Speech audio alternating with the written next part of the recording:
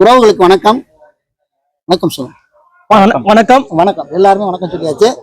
நம்ம எங்க இருக்கோம் அப்படின்னா தென்காசி மாவட்டத்துல நம்ம வந்து RTRO மாநாடு நம்ம நடத்தினதை கொண்டாடும் விதமா இங்க இருக்கோம். இதுல வந்து நம்ம எல்லாருமே தமிழ்நாடு முழுவதும் பல மாவட்டங்கள்ல நம்ம உறவுகள் எல்லாம் இங்க கூடி இருக்கணும். அதுல கள்ளக்குறிச்சி மாவட்டத்துல இருந்து பாக்கியராஜ் அவங்க வந்திருக்காங்க. பாக்கியராஜ் அப்படின்னு சொன்னாவே நமக்கு என்ன நினைவுக்கு வருது அப்படின்னா, இந்த பிறப்பு சான்றிதழ் இறப்பு சான்றிதழ் சம்பந்தமா அரசாங்கத்திட்ட இருந்து சிக்கல்களை சந்திக்கக்கூடிய உறவுகளுக்கு பிரச்சனைகளை தீர்க்கக்கூடிய விஷயத்த பாக்கியராஜ் நிறைய பண்ணிட்டு இருக்காரு. பாட்டி சொல்லை தட்டாத பேரன், இந்த மாதிரி யாராவது யோசிச்சிருக்கீங்களா? அப்படி ஒரு சேனலை யோசிச்சு அவர் இந்த சேனல் நடத்திட்டு இருக்காரு. இப்ப தற்போது பிறப்பு சான்றிதழ் இறப்பு சான்றிதழ் சம்பந்தமான எந்த பிரச்சனையா இருந்தாலும் பாக்கியராஜ் வந்து அதை தெளிவா நிறைய பண்ணிட்டு இருக்காரு. ஸோ அது சம்பந்தமா தான் இன்னைக்கு நம்ம பேச போறோம். சொல்லுங்க பாக்கியராஜ், இதை எவ்வளவு காலமா பண்ணிக்கிட்டு இருக்கீங்க? இதனால மக்கள் சந்திக்கிற பிரச்சனை என்ன? நீங்க எப்படி அதுக்கு தீர்வு செஞ்சு கொடுக்குறீங்க? அதாவது அனைவருக்கும் வணக்கம்.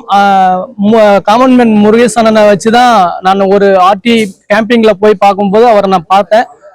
முதல்ல நான் தகவல் ஆணையத்துக்கு இவருடைய கேம்பிங்கை முடிச்சுட்டு நான் தகவல் ஆணையத்துக்கு போறேன். அப்ப என்கிட்ட நான் போய் சொல்றேன், அண்ணா எனக்கு இதே மாதிரி பிரச்சனை இருக்குதுண்ணே. எனக்கு உள்ள பிரச்சனை மட்டும் இல்லாம இந்த தமிழ்நாடு மட்டும் இல்லாம இந்த இந்தியா லெவல்லயே அந்த பிரச்சனை இருக்குதுன்றத நான் கண்டுபிடிச்சிருக்கிறேன் அப்படிங்கிற விஷயத்த முருகேசன் நான் சொல்லும் போது என்ன ஆச்சுன்னா, சரி பாக்கியராஜ் நீங்க ஒரு சின்னதா ஒரு வீடியோ பேசி எனக்கு அனுப்புங்க அப்படின்னு இருந்தாரு.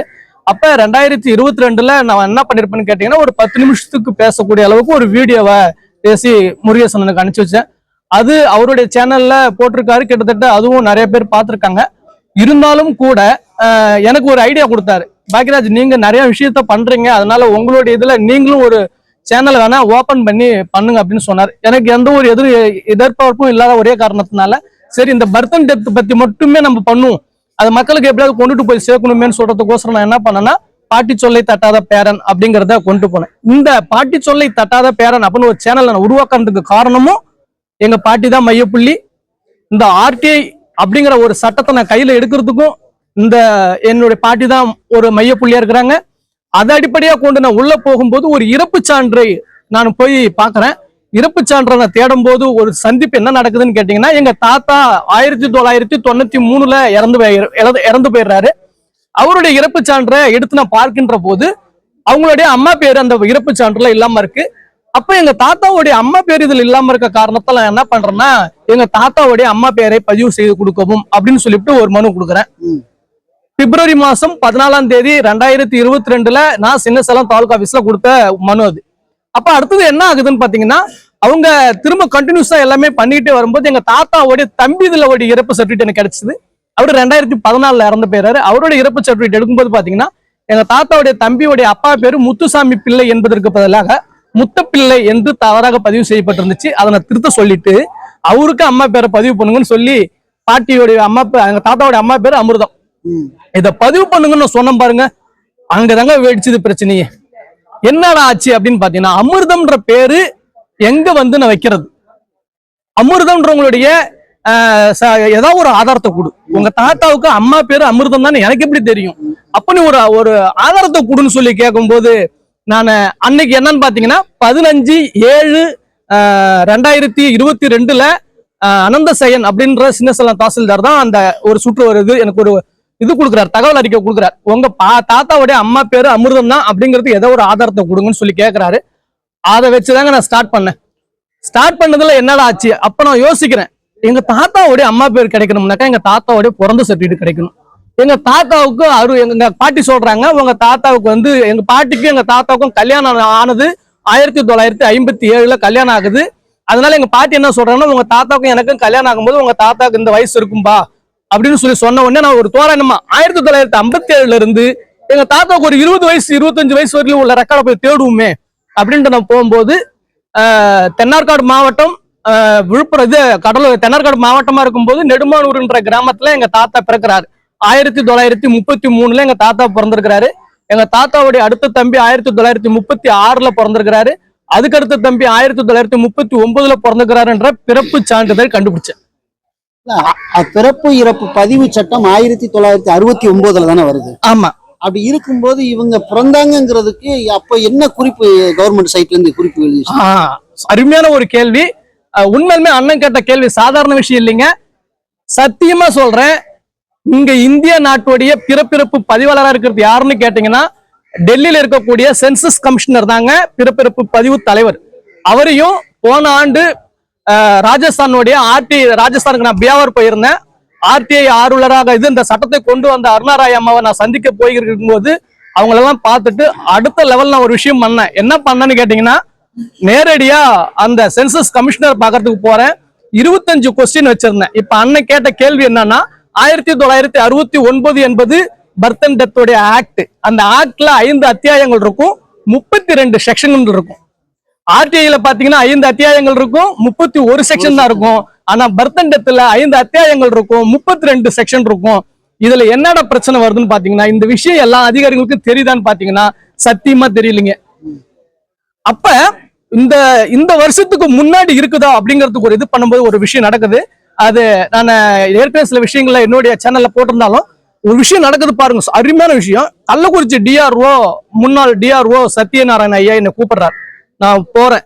வைக்கிறார், உன்னை பார்த்தாவே எங்க தாசில்தார் எல்லாம் பயப்படுறாங்க அப்படின்னு சொன்னார்.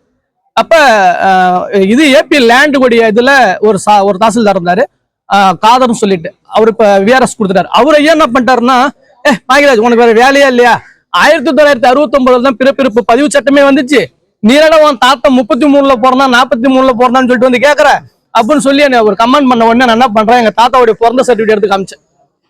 அந்த சர்டிபிகேட் அவர் பார்த்த உடனே அவர் சைலண்ட் ஆயிட்டார். அப்ப என்னன்னா இப்ப இதுக்கு முன்னாடி இருக்கும் போது இப்படிலாம் இருக்குதுன்னு சொல்லிட்டு நான் என்ன பண்றேன், பிரிட்டிஷ் ஆட்சி காலத்துல கூட நம்ம மக்களை அடிமைப்படுத்திய பிரிட்டிஷ் ஆட்சி காலத்துல கூட சரியான முறையில பிறப்பிறப்பை பதிவு பண்ணிருக்கிறாங்க, சுதந்திரம் அடைந்ததற்கு பிறகு சரியான முறையில நீங்க பிறப்பிறப்பை பதிவு பண்ணலன்னு சொல்லிட்டு நான் டிஆர்ஓ கிட்ட பேசுறேன். இந்த சுதந்திரம் அடையறதுக்கு முன்னாடி பிறப்பிறப்பு பதிவு பண்ண சொன்னீங்க, அந்த கோப்பை நீங்க ஆவணத்தை எங்க பாத்தீங்க? அதுவும் செம கேள்வி. இந்த கேள்வி எல்லாம் உண்மைங்க.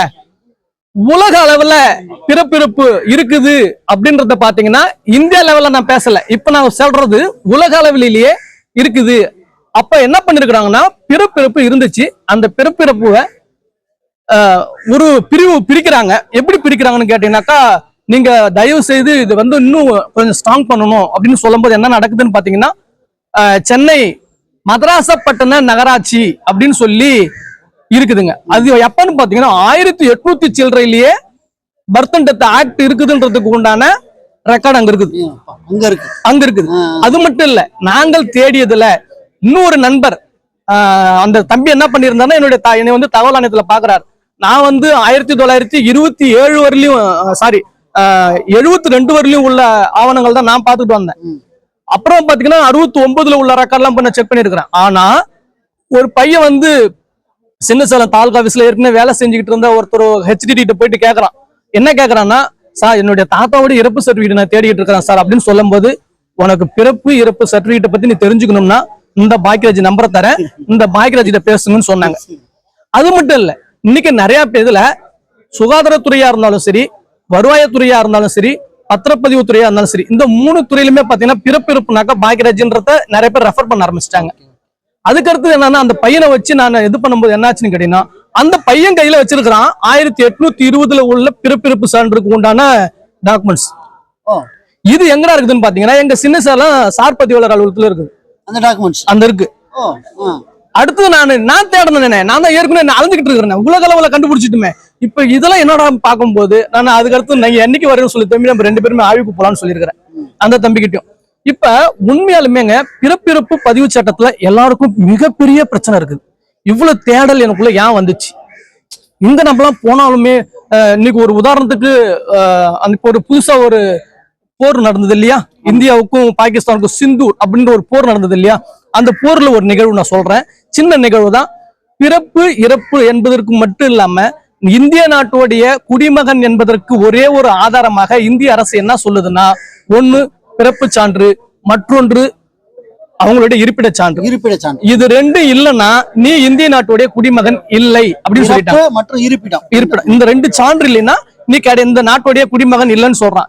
இது எப்படி நடந்துச்சுன்னு கேட்டீங்கன்னா, ஒரு இஸ்லாமியர் குடும்பத்தை சேர்ந்தவர் தான், அவர் பாகிஸ்தான்ல இருந்து காஷ்மீர்ல உள்ள ஒரு பெண்ணை திருமணம் செய்து கொள்கிறார். அப்ப என்ன நடக்குதுன்னா, நீ இந்த இது பார்க்க வரும்போது இந்த சிந்தூர் போறப்ப அவங்கள 2 பேர்த்தையும் பிரிச்சுட்டாங்க. இது எல்லாருக்கும் தெரிந்தவை.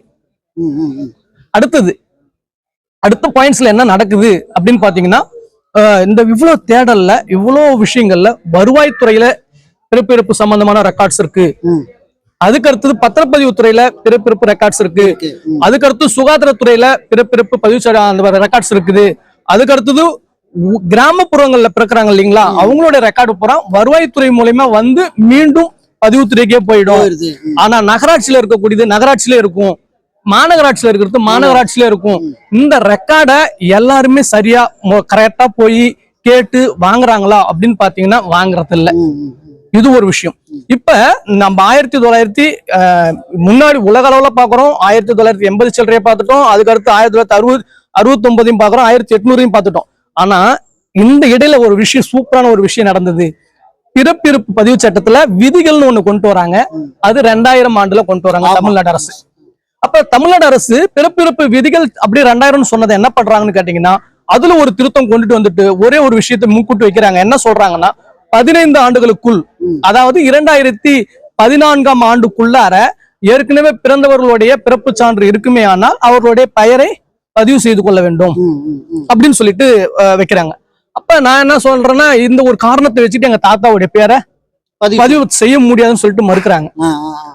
மறுக்கும் போது நான் என்ன பண்றேன், திரும்ப திரும்ப திரும்ப திரும்ப கள்ளக்குறிச்சி மாவட்டத்துல பெட்டிஷன் மேல பெட்டிஷன் போட்டுக்கிட்டே இருக்கிறது. ஆர்டி போடுற பெட்டிஷனுக்கு ஆர்டி போடுறது சரியான பதில் தர மாட்டாங்க. அப்ப ஆர்டிஐ பத்தி நான் முழுசா தெரிஞ்சுக்கிட்டு நான் போய் அவங்களுக்கு சொல்லுவேன், கரெக்டா பண்ணுங்க, 6-1 மனு போட்டா 7-1 30 நாள் கொடுங்க, நீங்க கொடுக்கலன்னா நான் இப்படி எல்லாம் பண்ண வேண்டியதெல்லாம் இது வரும், நான் பிரச்சனைக்கு வரல, எனக்கு சுமூத்தம் முடிச்சு கொடுங்கன்னு சொல்லி நான் பலமுறை கேட்டும் எனக்கு செஞ்சு தரல. அப்ப செஞ்சு தராதனால என்ன ஆச்சுனாக்கா, நான் இதை ரொம்ப கண்டினியூஸா ஃபோர்ஸா போக பெரம்பலூர் மாவட்டத்துல கலெக்டரா இருந்த கிருஷ்ணபிரியா அப்படின்னு நினைக்கிறேன், அவங்க பேர் வெங்கடப்பிரியாவா கிருஷ்ணபிரியாவான்னு தெரியல, வெங்கடப்பிரியான்றவங்க என்ன பண்ணிருக்காங்கன்னு கேட்டீங்கன்னா, 2022 ஒரு தினத்தந்தி செய்தித்தாள்ல ஒரு விஷயத்த அவங்க கொடுத்திருந்தாங்க. அவங்க என்ன சொல்றாங்க, அரசாணை 415 2021 படி மீண்டும் ஒரு 5 ஆண்டு காலங்களுக்கு பிறப்பிறப்பு பதிவு சட்டத்துல திருத்தம் கொண்டுட்டு வரலாம். அதுல பெயர் இல்லாத சான்றுல பெயரை பதிவு செய்யலாம், பெயர் திருத்தம் பண்ணலாம், அந்த மாதிரி அப்படின்ற ஒரு அரசாணை இருக்குதுன்றத அவங்க ஒரு செய்தியில கொடுத்திருந்தாங்க. அதை எடுத்துக்கிட்டேன். அது கிடைச்ச உடனே அதை தூக்கிட்டு திரும்ப டிஆர் ஓட்ட வர்றேன். அப்பயும் எனக்கு ரெமிடி கிடைக்கல. நீ இந்த வாட்ஸ்அப் பேஸ்புக்ல வரலாம் என்கிட்ட தராத அப்படின்னாரு. அப்ப நான் என்ன சொன்னேன், என்ன சார் வாட்ஸ்அப் பேஸ்புக்ல இல்ல சார், இது ஒரு கலெக்டர் போட்ட உத்தரவு சார், செய்தித்தாள்ல வந்தது சார்ன்றேன். எப்ப இதெல்லாம் எடுத்துட்டு போப்பான்ட்டார். திரும்ப நான் மறுபடியும் கொடுக்குறேன். அப்பதாங்க உண்மையாலுமே சுகாதாரத்துறைக்கு தான் இதுல நேரடியான கனெக்ஷன் இருக்குதுன்றது எனக்கு அன்னைக்கு அப்பதான் தெரியும். பிறப்பு பதிவுக்கு. ஆமா, அப்பதான் எனக்கு தெரியுது. 2022 அந்த வெங்கடப்பிரியாவுடைய நியூஸ் பேப்பரை பார்த்துட்டு எடுத்துட்டு எனக்கு அமைச்ச பிற்பாடு தான் எனக்கு தெரியுது. அடுத்தது என்ன பண்றாங்க, என்னுடைய மனுவை சுகாதாரத்துறையில டிஹெச்ஓவா இருந்த ராஜா சாருக்கு ஃபார்வர்ட் ஆகுது. மறாவது நாள் நான் டிஹெச்ஓ ஆபீஸ்க்கு போறேன். ஐயா என்னுடைய இதே மாதிரி பிரச்சனை இதெல்லாம் இப்படி கேட்கறாங்க என்னன்னு கேட்டாக்கா, அப்ப ஏடி சுகாதாரத்துறையில ஏடியா இருக்கிறாரு, அசிஸ்டன்ட் டைரக்டரா இருக்கிறாரு. அவர் பேரு ராஜேந்திரன் சொல்லிட்டு இப்ப அவர் ரிட்டையர்மெண்ட் ஆயிட்டாரு. அவரு என்ன பண்ணாரு, பாக்கியராஜ் இதை நான் பாக்குறது நான் தான் பாக்குறேன், ஆனா இருந்தாலும் நீங்க ராஜா சார் பார்க்க வேண்டாம், நீங்க வாங்க, அந்த பெட்டிஷன் என்கிட்ட தான் வந்திருக்கு, நான் சொல்லிடுறேன்னு சொல்லிட்டு என்னை கூப்பிடுறாரு, உட்கார வைக்கிறாரு. என்கிட்ட கேட்கும் போது நான் இந்த சட்டத்தை புறத்தையும் சொன்ன பாருங்க, அவர் இவனை மாரி 2 பேர் இருந்தானா தமிழ்நாட்டுல இந்த பிரச்சனையே வராது. இவனுக்கு இவ்வளவு அவேர்னஸ் இருக்குது, இவன் வெளியில போய் நிறைய பேர்த்து சொல்ல ஆரம்பிச்சாவே இன்னும் பிரச்சனை பெருசாகும் அப்படின்றதையும் அவர் புரிஞ்சுக்கிட்டு உடனே என்ன சொல்லிட்டாரு, நான் இதையும் சொல்லிட்டேன், சார் எனக்கு சரியான தீர்வு கிடைக்கலன்னா நான் நீதிமன்றத்துக்கு போவேன் அப்படின்னு சொன்ன உடனே பாக்யராஜுக்கு தனியான ஒரு ஃபைல போட்டுருந்துட்டார். போட்டுட்டு அவர் என்ன பண்ணாருன்னா கண்டினியூஸா என்ன ஃபாலோ பண்ண ஆரம்பிச்சார். நீ என்ன பண்ணுவ தம்பி, நேரா போங்க, உங்க தாத்தா பிறந்த ஊர் என்னவோ அங்க போங்க, ஒரு அவிடவிட் வாங்க, உங்க ஊர்ல இருக்கிற அந்த பெரிய மனுஷங்க விசாரிக்க சொல்லுங்க, விஓ வச்சு விசாரணை பண்றேன், எல்லாம் பண்ணி ரெக்கார்ட் எல்லாம் வாங்கிட்டு போறேன், எல்லாத்துக்கும் கொண்டுட்டு போயிட்டு ஆர்ஐட்ட கொடுத்து ஃபாலோ பண்ணி தாசில்தார்ட்ட கொடுத்து எல்லாத்தையும் காமிச்சிட்டு திரும்ப என்ன பண்றேன், அதே ஹெல்த் டிபார்ட்மெண்ட்டுக்கு போயிட்டு ஐயா இருந்தாங்க அவிடவிட்னு கொடுத்துட்டேன். அவரு என்ன பண்றாரு, அதன் மூலமே ரெடி பண்ணி இவங்களுக்கு டிபிஹெச்சுக்கு அனுப்புறாரு, பொது சுகாதாரத்துறை இயக்குனருடைய அலுவலகத்துக்கு அனுப்புறாங்க. அங்க போனா அங்க ஜாயிண்ட் டைரக்டர்னு ஒருத்தர் ஒரு அம்மா இருக்கிறாங்க, சுமதின்னு சொல்லிட்டு, நகர்ப்புறத்துலயா கிராமப்புறத்துலதான் இந்த ப்ராசஸ். ஆமா, இப்ப அங்க போன உடனே அவங்க என்ன பண்றாங்கன்னா, இந்த பிறப்பு சான்றிதழ் நீங்க பெயரை பதிவு செய்து தரலாம் அப்படின்னு சொல்லி பொது சுகாதாரத்துறை இயக்குனரா முன்னால் இருந்த செல்வ விநாயகம் ஐயா மருத்துவர் செல்வ விநாயகம் ஐயா அருமையா எனக்கு ஒரு உத்தரவு கொடுத்தாரு. அந்த உத்தரவை பேஸ் பண்ணி கள்ளக்குறிச்சி சுகாதாரத்துறையில இருந்து டிஆர்ஓக்கு ஃபார்வர்ட் ஆகுது. டிஆர்ஓ டிஓ லெட்டர் சங்கராபுரம் தாசில்தாருக்கு ஃபார்வர்ட் பண்றாரு. சங்கராபுரம் தாசில்தார் எனக்கு அதுக்கு உண்டான ஒரு ப்ரொசீடிங் போட்டு எங்க தாத்தா பேரை பதிவு பண்ணி கொடுத்துட்டாங்க. இப்ப அதுல இன்னும் ஒரு பிரச்சனை வருது. அதையும் ஒரு விஷயத்தை நம்ம பார்த்தோம். என்னன்னு பாத்தீங்கன்னா, எங்க தாத்தா பிறக்கும் போது அவரு நாச்சியா பிள்ளை. அவருக்கு உண்மை வச்ச பேரு நாச்சியா பிள்ளை தான். அவரு ஏன் இந்த நாச்சியா பிள்ளைன்ற பேர் வச்சுன்னா அவர் இந்து மதத்துல இருந்தாரு, அதனால அவருக்கு நாச்சியா பிள்ளைன்னு பேர் நம்ம வச்சிருக்கிறோம். எங்க சொத்தை விற்பனை பண்றாங்க 1954 எங்க தாத்தாவுடைய பூர்வீக சொத்தை விற்பனை பண்ணும்போது எங்க தாத்தாவுடைய தம்பி மைனர், 2 பேருமே மைனர்ன்றதுனால அவங்க பேரை மட்டும் தான் காமிச்சிருக்காங்களே தவிர அவங்களை வந்து எவிடன்ஸ்க்கு எடுத்துக்கல. அப்ப நடக்கும்போது அந்த பத்திரத்துல அந்த ஈசியில எங்க தாத்தாவுடைய தம்பி 2 பேர் இருக்குது, எங்க தாத்தா பேர் இருக்கு, எங்க தாத்தாவுடைய அப்பா பேர் இருக்கு. அதை நான் எடுத்துட்டு போய் கொடுத்து எங்க தாத்தாவுடைய பெயர் நாச்சாப்பிள்ளன் இருக்கு, இந்த நாச்சாப்பிள்ளன்ற பேரை பதிவு பண்ணி இந்த சர்டிபிகேட்ல கொடு. எங்க தம்பியோட 2வது தம்பி பேர் நல்லியாப்பிள்ளன் இருக்குது, அந்த இதை வந்து அங்க இதுல பண்ணி கொடுங்க. எங்க தாத்தா பேர் ராமப்பிள்ளன் இருக்குது, இதை பண்ணி கொடுங்கன்னு சொல்லி கொடுத்து 3 பேத்துக்கும் பிறப்பு சர்டிபிகேட் பெயர் பதிவு பண்ணி வாங்கிட்டேன். பிறப்பு சர்டிபிகேட் வாங்கிட்டாச்சு, பெயரும் பதிவு பண்ணிட்டேன். 1933, 36, 39வது வருஷத்துல பிறந்தவங்களுக்கு 3 பேருக்குமே பிறப்பு சான்று வாங்கிட்டேன். அது மட்டும் இல்லைங்க, எங்க பாட்டி கிருஷ்ணவேணின்றவங்க இவங்க வந்து பாத்தீங்கன்னா விழுப்புரம் தென்னார்காடு மாவட்டம் தான் அது பப்பியும். அந்த விழுப்புரம் பகுதியில 1944வது வருஷத்துல எங்க பாட்டி பிறந்துக்கிறாங்க. எங்க பாட்டியோட பர்த் சர்டிபிகேட் வச்சிருக்கிறேன். அடுத்தது இது என்னடா அப்படின்னு பாத்தீங்கன்னாக்கா, எங்க பாட்டி என்கிட்ட ஒரு விஷயத்த சொன்னாங்க. என்ன சொன்னாங்கன்னா, அந்த கதையுடைய கதாநாயகி எங்க பாட்டி தான் நினைச்சா. எங்க பாட்டி எனக்கு சொன்ன கொடுத்த கதையில என்ன சொன்னாங்க, எப்பா எங்க அப்பா வந்து லவ் மேரேஜ் பண்ணிக்கிட்டாரு. கடலூருக்கு பக்கத்துல இருக்கக்கூடிய இது அது என்ன சொல்லுவாங்கன்னாக்கா சிங்காரப்பேட்டைன்னு சொல்லுவாங்க. அந்த சிங்காரப்பேட்டைக்கு பக்கத்துல ஒரு கிராமம் இருக்கும். அந்த கிராமத்துலதான் எங்க தாய்மாமெல்லாம் வசிச்சிருக்கிறாங்க. நான் கடலூருக்கு போய் ஓட்டின்னு சொல்லுவாங்க, அந்த ஏரியா பேர்லாம் சொல்லுவாங்க. இந்த இடத்துலதான் எங்க அம்மா இருந்து போவாங்க. எங்க அம்மாவுடைய பூர்வீகம் அங்க. எங்க அப்பா லவ் பண்ணிட்டு கல்யாணம் பண்ணிட்டு வந்துட்டாங்கன்றதுனால அப்பவே எங்க தாத்தாவும் பாட்டியும் எங்க அப்பாவையும் எங்க அம்மாவையும் ஒதுக்கி வச்சுட்டாங்க. அப்படின்னு சொல்லும் போது அந்த ஒதுக்கி வைக்கும் போது கோயிப்பட்டு அப்படிங்கிற ஊர்ல எங்க தாத்தாவுடைய அப்பா அம்மா வசிச்சிருக்காங்க. எங்க பாட்டி 1944 பிறக்கும் போது 9வது பிள்ளையா பிறந்திருக்கிறாங்க. அடுத்தது அவங்க அம்மாவும் அப்பாவும் எங்க வீட்டுக்கு வந்ததுக்கு காரணம் யாருன்னாக்கா எங்க பாட்டின்னு சொன்னாங்க. அப்ப என்னடான்னு பாத்தீங்கன்னா, அப்ப ஒரு வேலை இங்க ஏதோ ஒரு இன்சிடென்ட் நடந்திருக்குது அப்படின்னு சொல்லிட்டு இறப்பு சர்டிபிகேட் எடுங்க 1944 போய் தேடுறாங்க. தேடும் போது எங்க பாட்டியோட பாட்டி சேர்த்ததுக்கு உண்டான இறப்பு சர்டிபிகேட் கிடைக்குது. பாட்டியோட பாட்டி. ஆமா எங்க ஆமா, அது பிறப்பு வந்து அந்த இறப்பு வந்து பதிவுல இருக்குது. அதுவும் 1944 இருப்பு இருக்குது, எங்க பாட்டி பிறந்ததும் இருக்குது. அப்ப எங்க பாட்டிக்கும் அவங்க பாட்டிக்கும் உள்ள லிங்க் நான் கண்டுபிடிச்சேன். இது வந்து சாதாரண விஷயமா அப்படின்றது ஒரு பக்கம் இருந்தாலும் ஏன் பிறந்த தேதியை கண்டுபிடிக்கணும்ல, இங்கதானே பெரிய தேடல். நான் இப்ப இவங்க எல்லாம் தேடிட்டேன், என்னது எப்படா கண்டுபிடிக்கிறது, என்னது இருக்குதா இல்லையான்னு பாக்கலாம்னு சொல்லிட்டு சின்ன சேலத்துக்கு போறேன். சின்ன சேலத்துக்கு போட்டு ஐயா எல்லாத்துக்கும் நான் பார்த்துட்டேன்.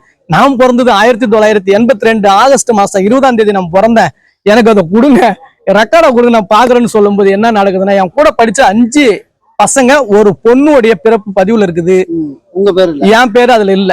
அதுல என்ன ஆச்சுன்னா, ஒருத்தவன் பேரு ஒருத்தன் வந்து சென்ட்ரல் கவர்மெண்ட்ல மிலிட்டரியில ஒர்க் பண்ணி பாபுன்ற ரிட்டையர்மெண்ட் ஆயிருக்கான்.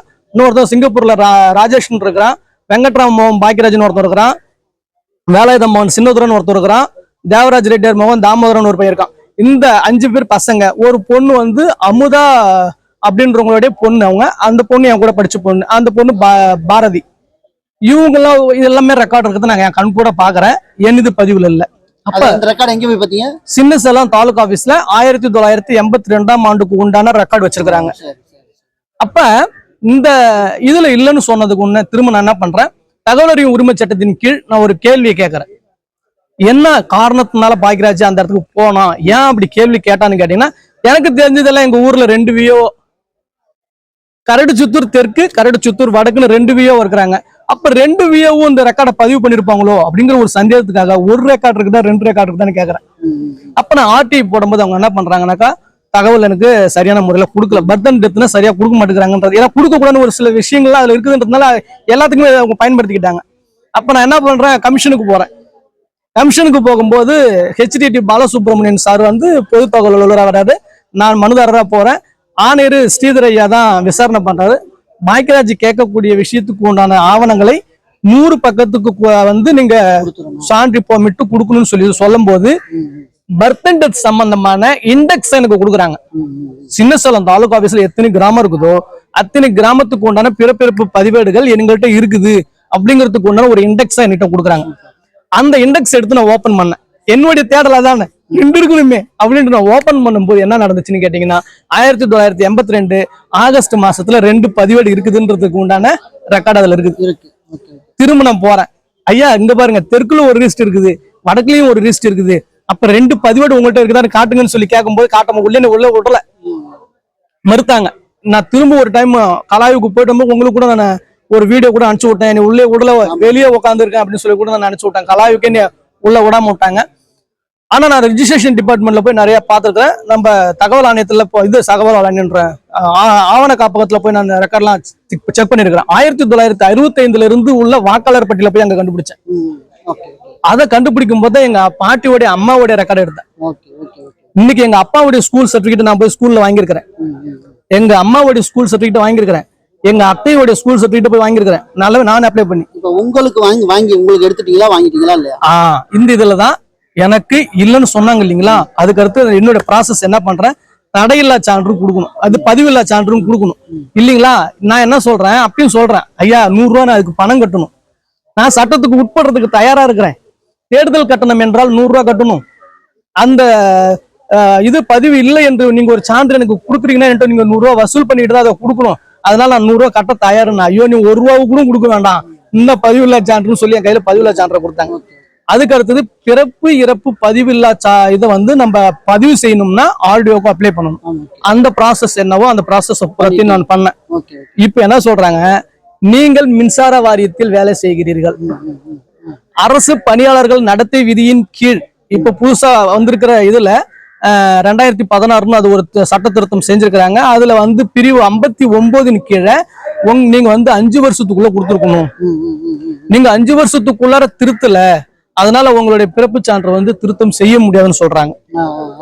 நான் என்ன சொன்னேன், எனக்கு இந்த பர்த் அண்ட் டெத் பத்தின விஷயமே 2022 தான் தெரியுது. எங்க தாத்தா பாட்டியோடைய பிரச்சனை வந்ததுனாலதான் இந்த இதுல நான் கொஞ்சம் இன்வால்மெண்ட் எடுத்தேன். இந்த பிரச்சனையில ஆக்சுவலி இப்ப பிறப்பு இறப்பு சம்பந்தமா யாராவது உங்களை கான்டாக்ட் பண்ணா நீங்க கம்பல்சரி அவங்களுக்கு கைட் பண்ண முடியுமா? கண்டிப்பா பண்ணுவேன், 100% பண்ணுவேன். உண்மையாவே அந்த பதிவேடு நீங்க சொன்ன மாதிரி பாத்தீங்கன்னாக்கா அருமையான ஒரு விஷயம் நீங்க கேட்டது. ஒருத்தவனுக்கு ஒரு குழந்தை பிறக்குது அப்படின்னா 21 காலங்களை பதிவு செய்ய வேண்டும். அந்த பதிவேடுகள் வட்டாட்சியர் அலுவலகத்துல பாத்தீங்கன்னா 5 வருஷம் தாங்க வச்சிருக்கணும். ஆனா இத்தனை வருஷம் வச்சிருப்பது சட்டப்படி தப்பு. 1 அதுக்கடுத்து விஓஓ அல்லது சுகாதாரத்துறையிலே பாத்தீங்கன்னா 2 வருஷம் தாங்க வச்சிருக்கணும். பஞ்சாயத்து சம்பந்தப்பட்டவங்க அதுக்கு மேல உள்ளவங்க தாசில்தாருக்கு அனுப்பிச்சிடணும். அவங்க அதுக்கு மேல அனுப்பலனாலும் அதுவும் தப்பு.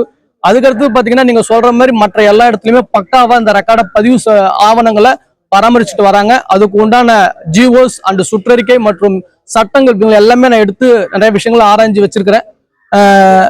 உங்களுக்கு நீங்க அடுத்த கொஸ்டின் என்ன நீங்க அப்படியே கேளுங்க, ஒன்றும் பிரச்சனை இல்லை. இப்ப நான் என்னன்னா ஆல்ரெடி நிறைய டெத்து பர்த் காலம் கடந்த பர்த் டெத் தான் பிரச்சனை. அப்ப ஆமா அந்த மாதிரி விஷயம், அதே மாதிரி பர்த் டெத்துல திருத்த பிரச்சனை, இந்த மாதிரி சப்ஜெக்ட் எல்லாம் இருக்கும்போது உங்களை கான்டாக்ட் பண்ணும்போது எந்த மாதிரி நேரங்கள்ல உங்களை தொடர்பு கொண்டா நீங்க உங்களுக்கு கன்சல்டிங் கொடுப்பீங்க? ஆக்சுவலி ஏற்கனவே உங்க சேனல் பத்தி நம்ம சொல்லியிருக்கோம், பாட்டி சொல்ல தட்டா பேருன்னா அந்த சேனலை தொடர்ந்து ஃபாலோ பண்ண சொல்லுவோம்.